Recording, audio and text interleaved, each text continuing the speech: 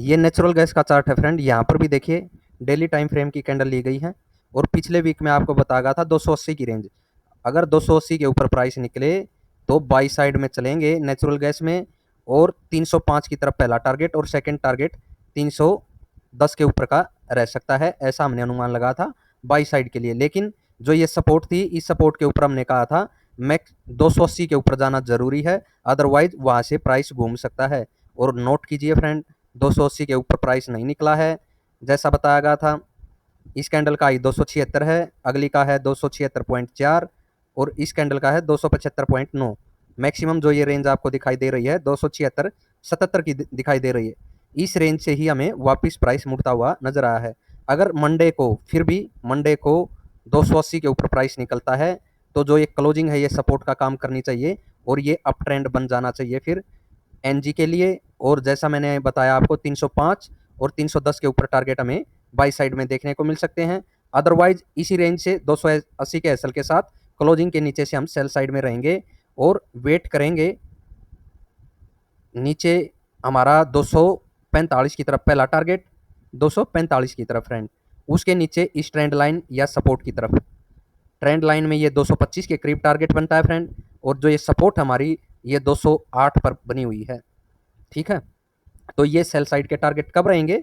280 के एसएल के साथ क्लोजिंग के नीचे से। देखिए पिछले वीक में क्रूड ऑयल में इस क्लोजिंग पॉइंट से यहाँ से जितनी बड़ी अपसाइड में तेजी देखी गई ना, उसके बाद उससे डबल डाउन साइड में गिरावट देखी गई।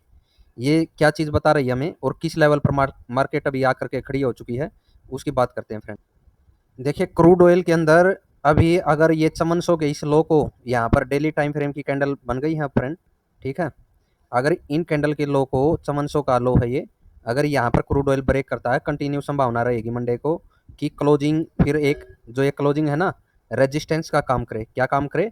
रेजिस्टेंस बन जाएगा हमारे पर ये लो ब्रेक होने पर, और कंटिन्यू मार्केट इस रेजिस्टेंस के नीचे ही बनी रहे।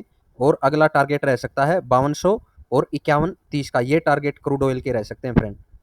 ठीक है, और अगर इस रेंज से ये लो भी ब्रेक कर जाती है मार्केट और फिर अगर क्लोजिंग के ऊपर 15 मिनट की क्लोजिंग के साथ सस्टेन होती है ना, तो मामला गड़बड़ा सकता है। यहाँ पर अपना एसएल जरूर रखें, यानी कि फिर से अपसाइड की थोड़ी बहुत तेजी लौट सकती है। अगर पिछले वीक की बात करें हम, पिछले वीक में हमने क्या अनुमान लगा था कि 5700 के ऊपर बाई साइड में चलेंगे, 5850 की तरफ टारगेट रखेंगे, जिसमें हमें 5825 तक का टारगेट मिला फ्रेंड।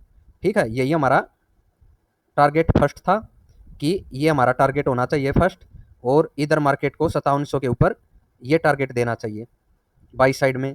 ओवरऑल जो ट्रेंड हमें नजर आ रहा था वो सेल साइड का था, और अनुमान था कि मार्केट कहाँ गिर सकती है, 5200 से 5130 की तरफ, इस सपोर्ट की तरफ।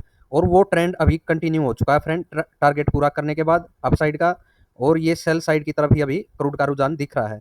जैसा अनुमान है क्लोजिंग को ही रेजिस्टेंस रहना चाहिए अगर ये लो ब्रेक होता है तो चमन शो का। अगर इसके ऊपर सस्टेन हो तो देखिए फिर से यहाँ पर मार्केट एक बार ट्रैप दे सकती है थोड़ा बहुत इस तरह से, ठीक है ना, बाई साइड के लिए। उसके बाद डाउन आए फिर अगली सिचुएशन दोबारा देखी जाएगी।